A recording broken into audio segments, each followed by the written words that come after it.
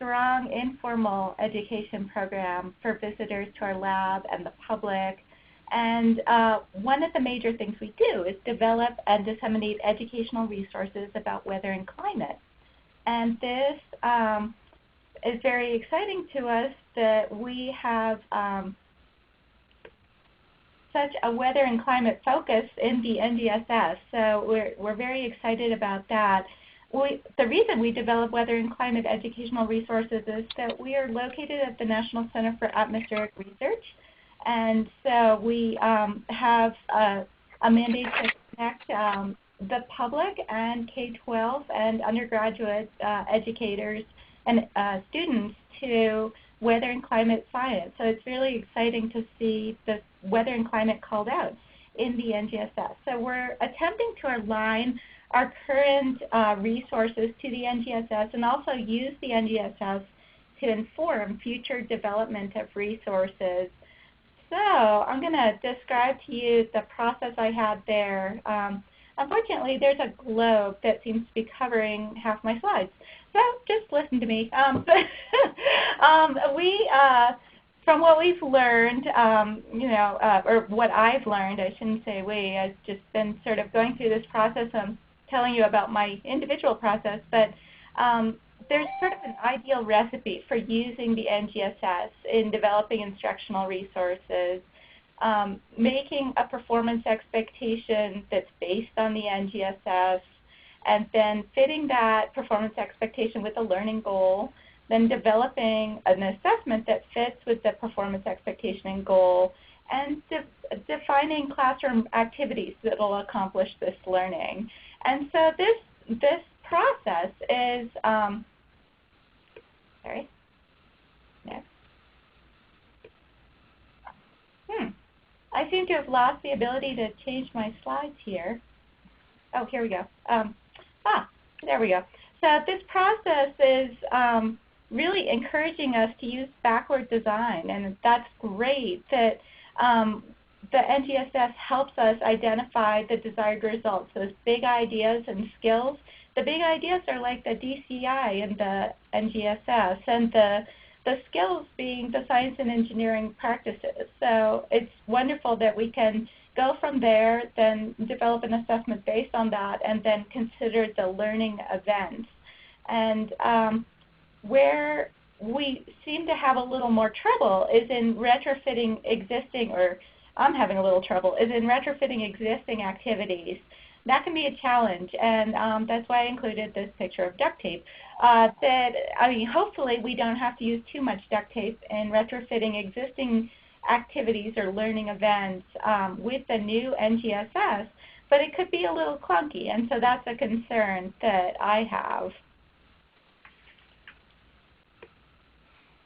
So here is my personal strategy for minimizing duct tape.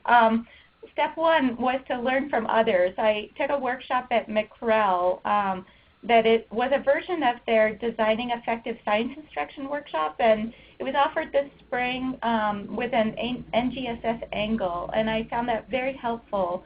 I'm not sure if they're still offering those, but I found it very helpful. And then in 2 activities through Spark, rejuvenating our existing activities, our existing learning resources with the NGSS practices and DCI, and then also forming collections of existing learning activities that address the NGSS-based performance expectations. So I'm going to describe to you a bit how I did this, or I've been doing this. So for individual learning resources, I've been correlating them with NGSS components, the science and engineering practices, the DCI, and the cross-cutting concepts. At that point, I consider revising the learning goal to see if we need to revise to fit with the NGSS that are there, and then revise the assessment and consider the learning events as well. But that, that process, that's a slightly clunkier process. But the slightly more streamlined process, it's more in line with the kind of ideal backward design process, is these teaching boxes or resource collections that I've been making, where I've been looking at, oh dear, look, resource. Oh, here we go. So I've been looking at the educational resources from a broader perspective, and starting with a performance expectation that's derived from the NGSS, translating that into a learning goal, and then considering assessment and providing a suite of learning activities that teachers can pick and choose from. So that's one way that I've been finding it easiest to align with the NGSS, is to sort of, well, view things inside the box, but inside this teaching box sort of model. And I can show you, I have an example here of what I mean by that. And so here's a screenshot of a teaching box we have in progress. This is a section of the clouds teaching box about learning about how clouds form. So this is for upper elementary level. And I started with, I'm going to use my little tools here. I started with the standards and choosing standards that fit with this topic, and then developed a performance expectation from those. It says here, if you can't read it, students who demonstrate understanding can use a model to describe the effects of air pressure, water vapor, and tiny particles in the air on cloud formation. From that, I developed a more concise goal. Students learn about the ingredients needed to make a cloud and the role that air pressure and temperature play in cloud formation. And then this section about the activity includes the assessment. Students experiment with a simple model to learn about the ingredients needed to make a cloud and the role that air pressure and temperature play in cloud formation.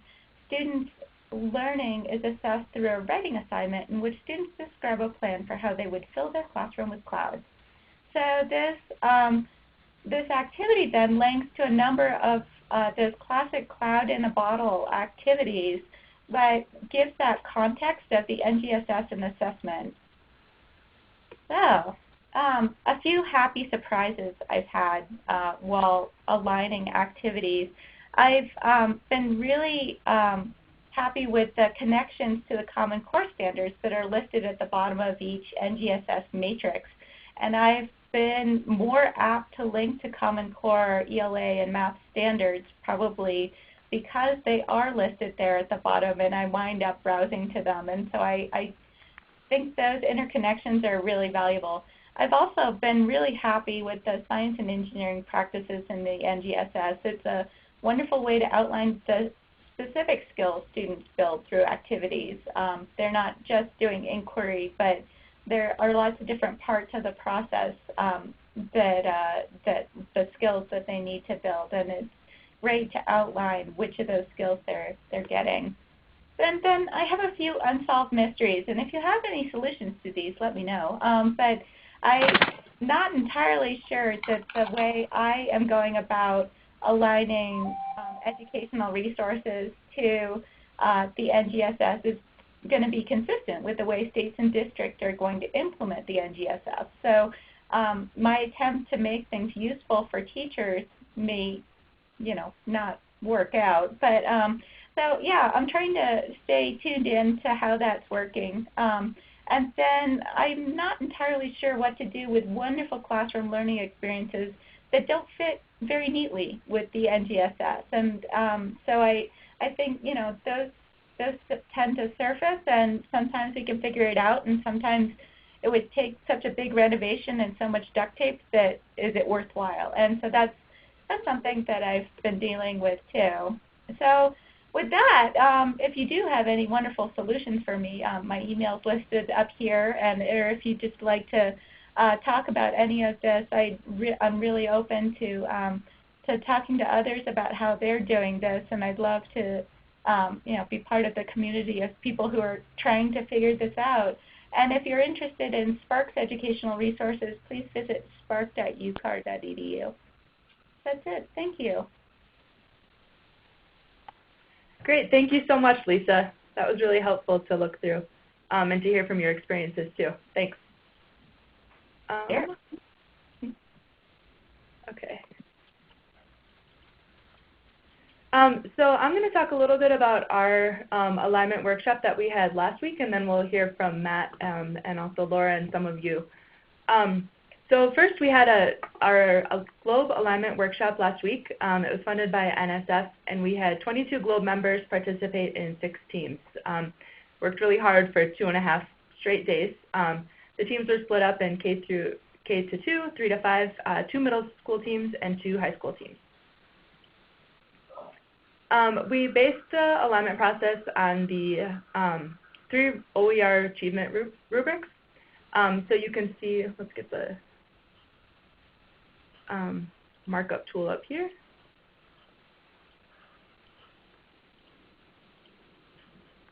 So this is where the rubrics were, and so participants would go through and list every single resource and compare it to the 3 rubrics.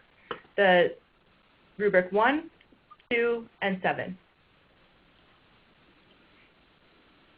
We also looked at practices, DCIs, and cross-cutting concepts. So here you can see the practice, the DCI, and cross-cutting concepts. So they were aligned for both classroom instruction as well as assessment.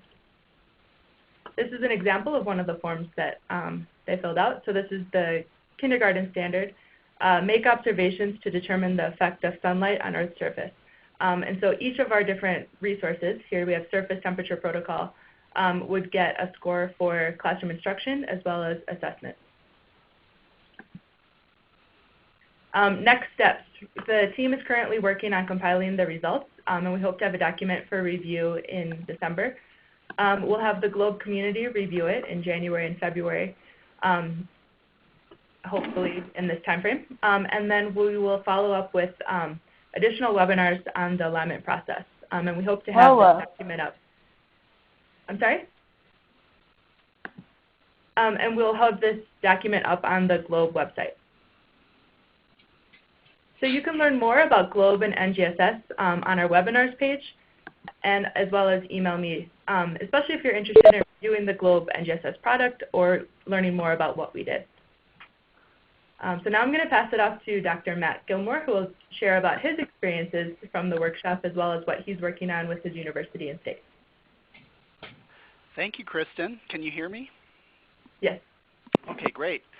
So it's nice to speak to all of you today. It's my pleasure. I'm actually one of the newest or most recently trained Globe trainers. So Dr. Laura Munsky and I went out to Boulder over the last summer in June and got trained. And so I'm brand new to Globe and brand new to NGSS. So I've been surrounding myself with lots of people that are who are the experts really, like Laura and then some of the people in the Department of Teaching and Learning here at UND. And so I wanted to give credit to those folks as part of my talk today because it's only through discussions with them that I've actually realized some of the issues that we're going to talk about today.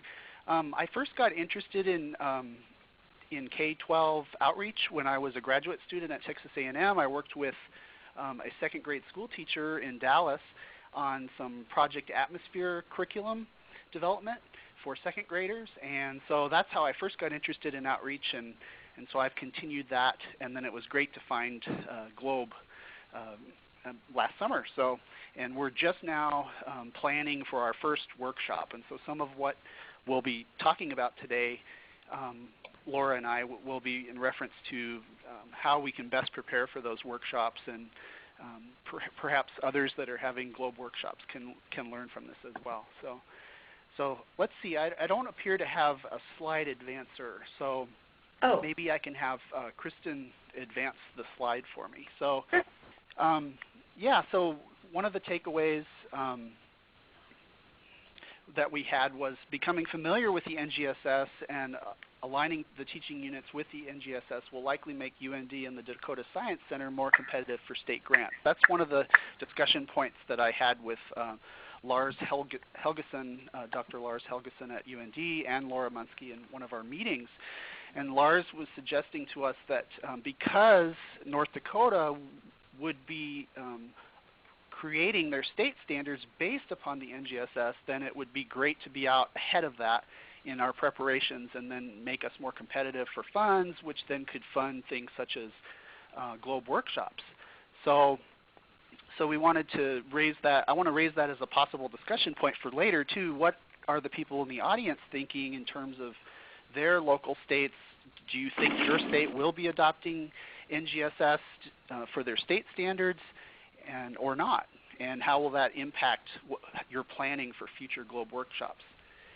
So does Laura have anything that she would like to add at this point to that point? I'm not sure if she has audio. Yes. Laura. Yeah, no, we just, for us, when our state adopts the NGSS, that won't be the only standards. There'll still be some science standards outside of that. And so we're hoping that any of the GLOBE activities that don't fall neatly into NGSS will be able to tie to those other science standards. All right, thank you, Laura. So I guess, Kristen, if you could advance the slide for me, please. And so another point that came up, and this was in discussion that I had with Marcy Seavey, who was the head of the alignment workshop that I attended last week. She suggested that pre-service teachers who know the NGSS and have practiced that alignment during their, looks like my, I'm sorry, my computer's restarting here. It looks like I'm going to try to continue talking here. Those people, those pre-service teachers that have already become familiar with the standards, they're going to be a lot more competitive for jobs in the future, and also no matter where they go for their future jobs. So regardless of whether their state adopts NGSS, they would be more competitive for those jobs. And so that is seen as a priority for our Department of Teaching and Learning here at UND, is to make the students aware of, the pre-service teachers aware of these standards so that they will be competitive for those jobs. Laura, do you have anything that you'd like to add to that point?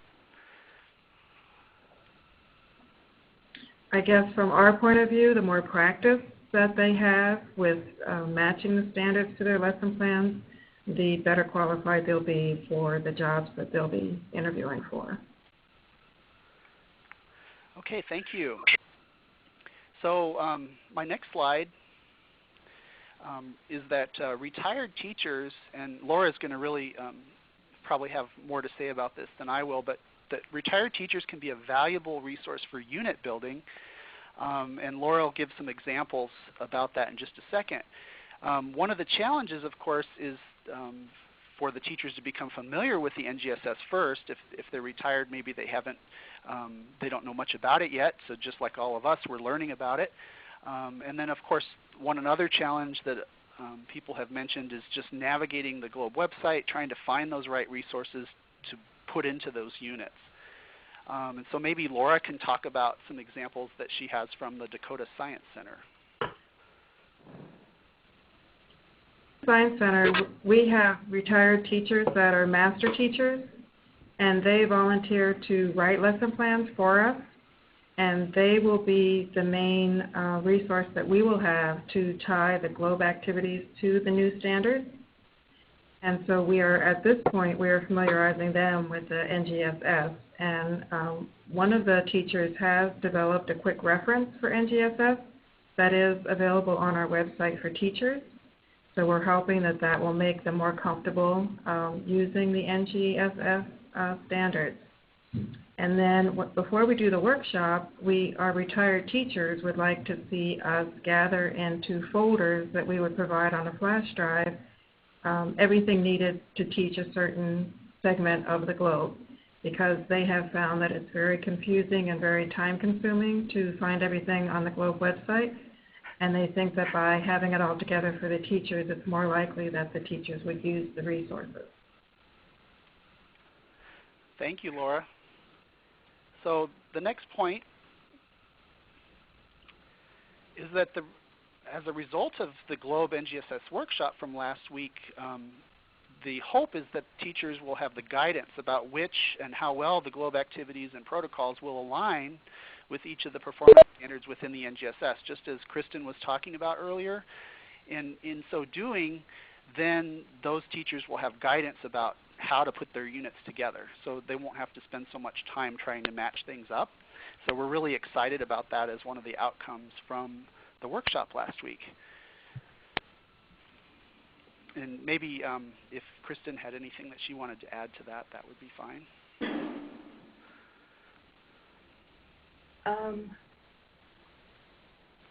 Yeah, I think it was really helpful to have people that were familiar with GLOBE as well as familiar with how this would actually work in a classroom. And so that was really one of the highlights to have at the workshop. And it was really nice to see how we can have lots of different people from different areas working together on the alignment process. I would agree with that. I guess the next point that I have is something that Lisa had brought up earlier, which was the backwards design concept.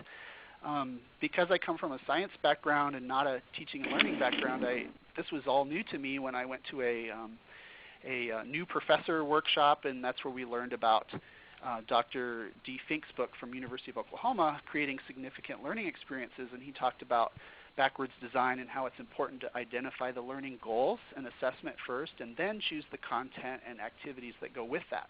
And so that was really exciting for me at the NGSS Globe workshop to see that that's how NGSS is designed, that you identify those goals and assessments first and then choose the content and activities that go with that. So that was really exciting that that's being done on the K-12 level. And so now I guess I'll hand it off to Kristen. Thank you. Great. Thank you so much, Matt, and thank you, Laura, also. It's really nice to hear both of your perspectives, so really, really helpful. We have a few people on the call that were also participated last week, so we'd like to also hear from you as well as people from other walks, some people that are new to GLOBE, some people that are here to learn about the alignment process. So each of you, we have 3 questions that we'd like to hear from you, and you could unmute your phone or feel free to chat, to type anything into the chat window also. So I'd like to hear, what are your organization's alignment goals? And if you're a GLOBE partner, you can also add to that if you have goals that are similar to the overall GLOBE, but also relevant for your state or partnership.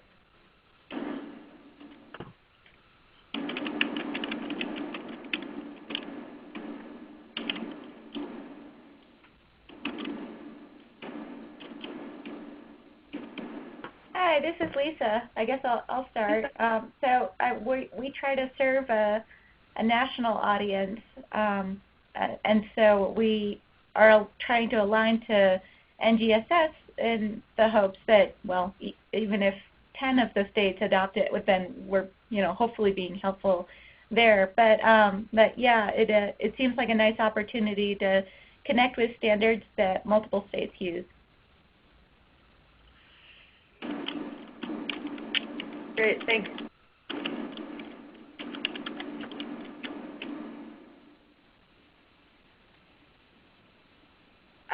I see a couple other people from UCAR as well as Maria from the DR. I'm wondering if you have anything else you'd like to add. Susan typed into the chat, we're working on a format for teachers to easily utilize. Great, that was definitely something that came up at our workshop also, just being able to provide that to teachers. Anybody else?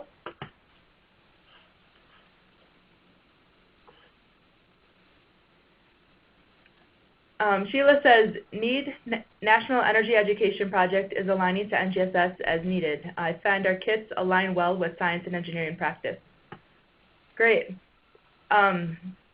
I think we have a few people on here from NREL, and I'm wondering if they want to contribute to that also. But I think that's nice to hear the National Energy Education Project is working on that too.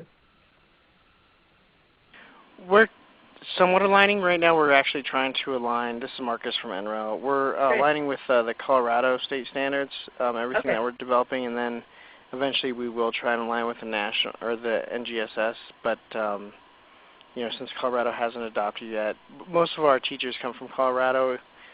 Even though we'd like to disseminate our curriculum throughout the nation, most of them that come to our workshops are from Colorado. So that's where we're concentrating right now. Okay. Thank you.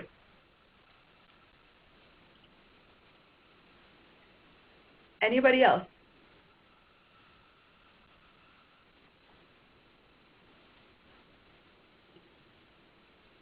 Okay. We're going to move on to the next question. What are your alignment challenges and needs? It was really helpful to hear for me to hear from both Lisa and Matt and Laura talk about different challenges that they saw. And I'm curious, what types of challenges do you and your organization see for alignment? Feel free to just jump on the line. You mean you can talk and you can be heard? Yes, please. Oh, that's a lot better than writing. Okay, what we're finding is that so many teachers focus down into the core content standards and so on. It's hard to get them to actually learn the core disciplinary idea and the necessary foundational concepts around it so that they can actually keep that big picture so that, for example, energy has many cross-cutting concepts and you can go anywhere with it. But if you just pick a form of energy like sound out of a hat, that whole idea of contextualizing it is lost. And so we're trying to develop a methodology whereby you keep returning and making sure, and through like just kind of an ongoing assessment, where are the kids in terms of understanding this within the big picture of energy, use, etc. Does that make sense? Yes. I see Matt shaking his head also. Yeah, thank you. Anybody else like to share your alignment challenges? One thing that we have found helpful is to take the entire module or the entire week-long unit that we want the teachers to use and to give them a template for using the 5E instructional strategy. And once they have that and they've done that a few times, then they seem to understand how to incorporate GLOBE into the classroom better. Mm-hmm. Great, thank you. I think I'll add one more point related to the last two comments. One thing that came up at the NGSS GLOBE workshop last week was that there was discussion of a document that would come out of this effort that would sort of have a two-way alignment so that teachers could start with the NGSS assessment and then find the GLOBE activities, or they could start with GLOBE activities and go the other direction. So I thought that was pretty neat. The other thing that came out of it was that there is more than one, it looks like there's going to be more than one activity that meets each of the NGSS assessments. And so because of that, if there was a concept that wasn't clear to a teacher, like sound for instance, maybe there's another activity that is more comfortable for them that would still satisfy that NGSS goal. And so I think that's kind of exciting thing to remember about this effort. So I think that'll be a really positive thing to come out of this. Nice, thanks. Susan Beach wrote how to fit 5Es with NGSS. And Lisa, do you want to speak to that? You said you've been trying to do that also. Well, I don't necessarily have any grand solutions, but yeah, I think it's important that we try to do that, and so I'm excited that Susan mentioned it. And I'm wondering, does anyone else on the call have any strategies that they use for that? Can you hear me? Yep. This is Jane Carson at FSB. Uh-oh. Hello? Hello?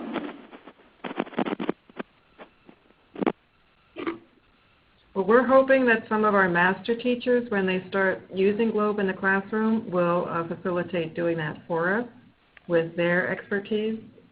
So we're hoping that that will help us out. Can you hear me? Can you hear me? Yes. Oh. Great, thanks, Laura. There's a lot of back noise, though. Should I write, maybe?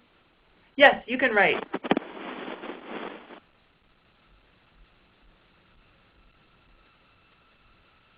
I hope that person has the answer. They probably do. One thing that I just appreciate from this conversation is just having the questions. I think I've gone to a lot of presentations where there's a lot of different answers, but I think just posing that question and seeing how other people are tackling it is really helpful too. Okay, so Jane says, it's important to remember that the 5E instructional model is for units rather than single lessons. It's a good point. Lisa, does that give you an answer? Or does the question get deeper now? Well, so now I suppose I could ask, can we attribute a performance expectation to a unit as opposed to an individual lesson? What's the granularity of our implementation of the NGSS? Anyone? Harold, I'm curious if you would like to add anything to this conversation. I know you have a lot of expertise in this. Well, I didn't. Somebody asked for a research. Let me back up a step. Sure.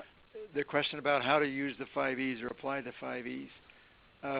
The originator of 5Es, Roger Bybee, has just published through NSTA a brand new book called I believe it is, I've got it over here, but I can't, Translating NGSS into the Classroom Instruction. I believe that's the precise title. There yep, you go. That's it. You got it. I even remembered it. And so there's a nice little template in there that somewhere in the book. It's also in the Reader's Guide to the standards that I published through NSTA, where I stole it, plagiarized it with Roger's permission from his book, where the 5Es are down the left-hand side of the matrix, and across the top are the 3 dimensions of the standards, and then a way to think about your series of lessons. So I agree with the idea that it has to be a unit, not a single lesson. How you would progress through the 5Es, meet the learning goal that's been described, or at least referred to earlier, and incorporate in hopefully some sort of integrated way all 3 dimensions of the NGSS, the practices, the DCIs, and the cross-cutting concepts.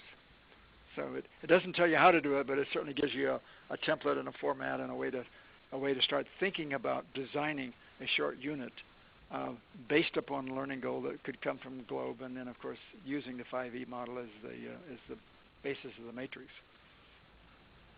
That's great. I just looked it up, and yeah, I think we should start an NGSS book club and read this for the next webinar. I think that's a great idea. Harold, with that, I'm also curious if, as you meet with the various organizations or are speaking about this, what comes up around alignment challenges and needs, and any advice you have for addressing that? Well, that's the looming issue is alignment, and I think you all are probably on the forefront, along with several others that are struggling with this issue right now. So I think part of our issue is we don't have a good set of shall we say, criteria or requirements for what alignment is. So every one of us is kind of building our own little protocol, shall we say, or criteria as we go along. I think the biggest issue is trying to make and I think maybe Matt alluded to this, trying to make the activity or the source, in this case is GLOBE, fit the NGSS shoe, which I think is always going to be problematic because NGSS is designed to really kind of craft or help schools and states craft a very comprehensive program. So GLOBE or any other group that brings to the alignment issue their own extant materials, it's going to have to probably think a little larger than that. And I realize that may be beyond the scope of what you all are after, but or say this is the piece I've carved out of NGSS that I think I can contribute to the state or the school district's effort. Sure. But I think we have to be a little careful about sort of making our own stuff aligned rather than looking at it from the NGS perspective and says this is what the expectation is. Now, what's the resource or what's the series of resources that can be used to so-called meet the NGSS expectations. The other I think maybe misconception or distracting issue or confusing issue is what part of the NGS do you really look at when you think about alignment?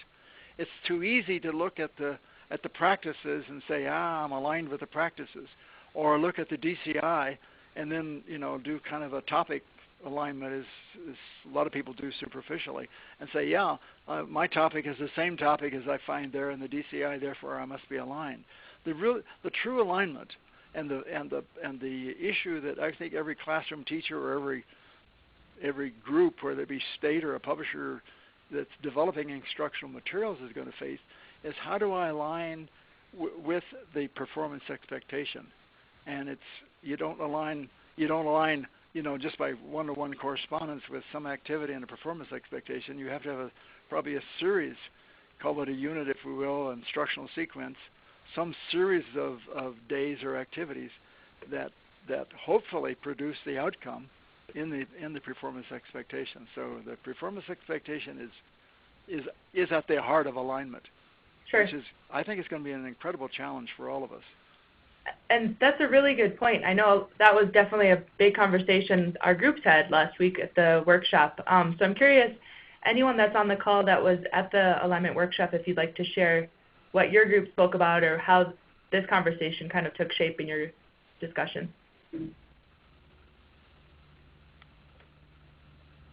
Well, I can comment briefly about that. My group, I was working with the high school group, one of the high school groups last week, and we discovered that it was often easier to group our different GLOBE activities and measuring protocols about a specific performance expectation. And so we were finding that if you could group them together, you were actually seeing a stronger alignment than if you only just took one activity by itself. And so this kind of goes along with what was just said by Harold, I believe it was. Yes. Great, thanks, Matt. Anybody else from the workshop last week? Hey, it's Julie. Hi. Hey, I was also in the middle school group last week, and we did a similar thing that Matt did, in that we, after we finished going through and finding the different activities and protocols that fit the individual standards, we created, and you had us do this, where we created units that would align with a lot of them and actually hit a lot more topics that way. So it seemed that from our experience too, that grouping activities and protocols into units made a much stronger connection and actually hit more than one standard that way as well. Excellent, thanks. And that fits into the nature of GLOBE also, that students are going to be going and doing an investigation, and so a lot of these things fit together as they do the investigation.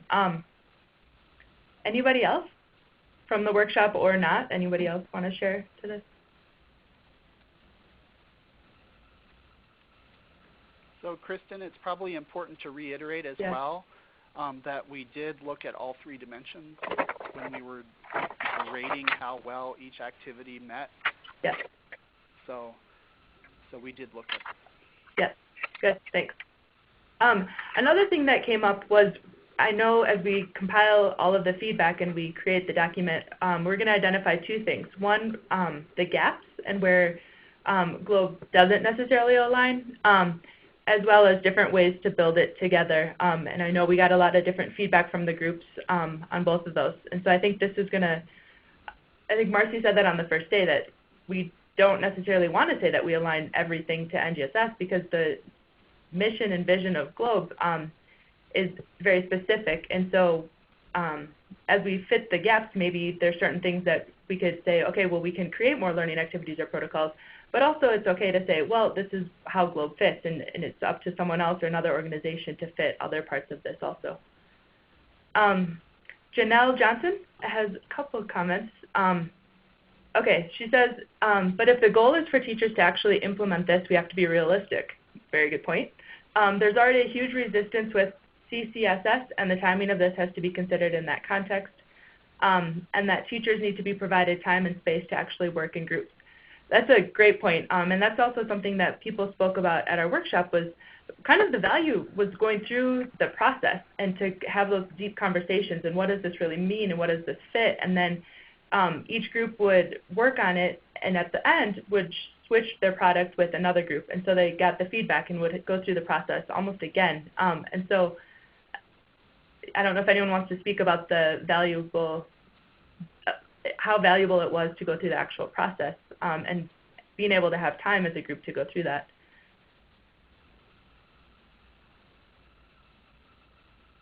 No? Maybe we just all say it's valuable? I think I'll add that it was very difficult for our group that I was in to get our first rating sheet done. And then once we kind of got on a roll, we were doing good. But man, it took a long time to really think about the goal and then try to think about what activities would best fit. So I'm hoping that the result of this workshop is that we've done a lot of the hard work, and then teachers can spend time on what I think would be more of the fun part of putting the units together. Sure.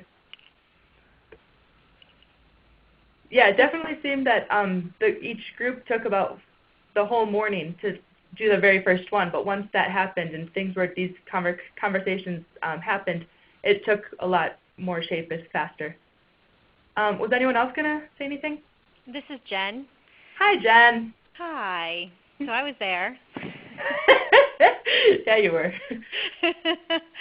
And I just want to, just in general, our group, I have to agree that the first one was probably the toughest one. But also what seemed to happen is the energy would go up and down in our group as well. And we would, in a way, get lazy about including activities that maybe didn't fit. And so it was really important to have our group dynamic to say, no, wait, why are you doing that? That one's not aligned. And so I think just the process of justifying it to each other was very helpful as well. And unless we really work on stressing the fact that we really need people to spend time on this, and that it's going to be a timed, it's going to take a lot of time to do it. And so I think that's what I learned after the 2.5 days, is that having a group working together and really focused on that and calling each other on these alignment things that maybe don't align is really important. Excellent. Thank you. It's really, really important. It was definitely fun to see the groups kind of have that discussion and dialogue and hold each other accountable. So thanks for highlighting that. We'll move on to the third question. We have about 10 more minutes. We also have people on the call from other areas that may be new to Globe. I know we have UCAR and NREL and some universities. Laura, I see your hand is up, so I'm going to call on you first, but then we'll open it up to anyone else. I just wanted to mention that as we put together these units and if we do the 5Es or anything like that, I think it's important that we share so that none of us are reinventing the wheel that somebody else has already done the work for. Excellent. Great point. Thanks for raising your hand. I'll unmute you again if you have more to say. So I'd like to open it up to others in the room. This is Susan. Can you hear me? Yeah. Hi, Susan. Oh, hi. We're actually doing this week meeting with the consultants who are putting our science curricula into what they call guides for learning. And of course, they have a standard format for all the other subjects. So we are really struggling with trying to keep the 3 dimensions alive in the entire concept, and that's at the same time making it look somewhat like the other subject guides, so the teachers have a reference point. And this is what we're struggling with.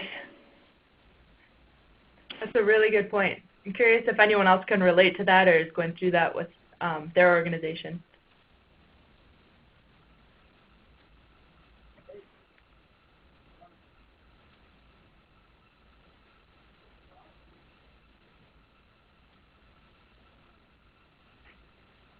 But it did help a lot being there last week. I definitely had a leg up, and a lot of questions about when it did seem like everything was being taken apart. It was like not using the standards at all, and so we were able to make sure that we are going to incorporate the practices and the cross-cutting concepts and not just throw them out the door and look at the PEs, which seems to be the easiest way to kind of deal with it when you're first looking at it. Sure. You can still hear me? Yeah, yeah. Thank you. Okay, that's it. Thank you. Matt, were you going to say something? So, Kristen, I was wondering if this would be a good time to remind the audience that they still have an opportunity to contribute, even if they weren't at the workshop last week. Can you say something a little bit more about that and what the timeline is for the document and that it'll be circulated and so forth? Sure, thanks. So we're going to work on the compiling all of the feedback and the information within the next month. I have a call with Marcy and Dave in 2 weeks, and so we'll figure out that plan to kind of go through all of the different feedback.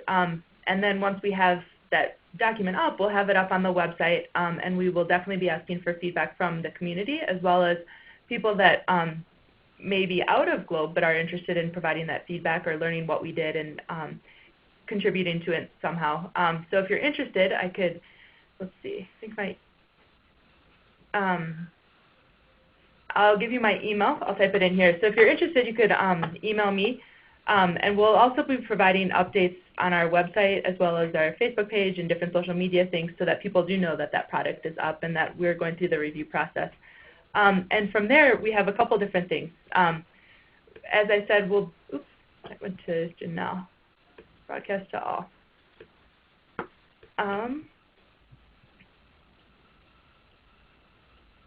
No, that's Marcy. If you want any information from her about the alignment documents that she provided, that is my email. And so, as I mentioned, we will be going through all of the feedback and identifying gaps and giving suggestions to Globe how to move forward, as well as getting suggestions for future projects and future things that we can work on, and hearing from our community. Matt, did you have anything else to add to that? And that was all. Thank you. Okay, thank you. So a few more minutes. I wonder if anyone else would like to share what they're working on or what they're interested in with NGSS, future questions or things that they're searching for.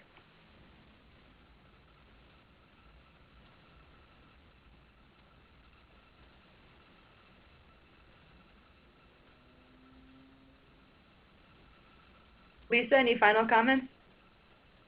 No, everyone's given me a lot to think about, though. I might rethink everything I'm doing. But thank you all.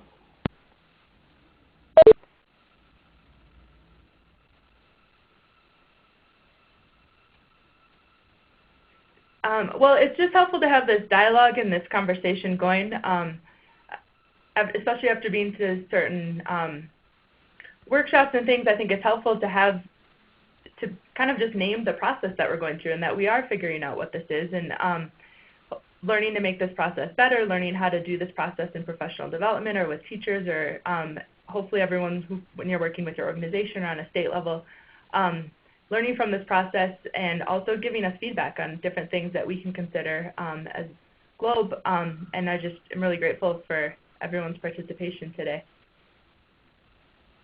So again, you have my email if you have any future questions or comments or would like to participate.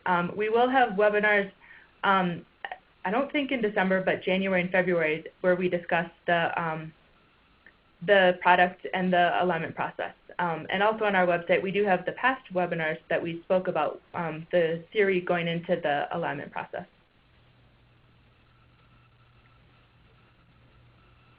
Any final comments?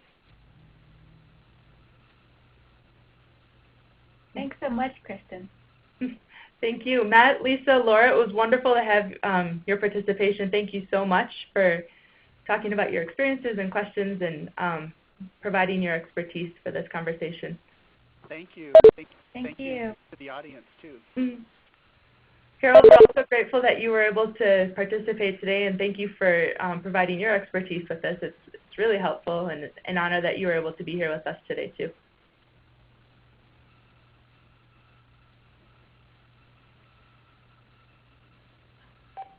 Thank you. Okay, thank you. Bye-bye. Bye. Bye, everyone. Thank you. Please stand by.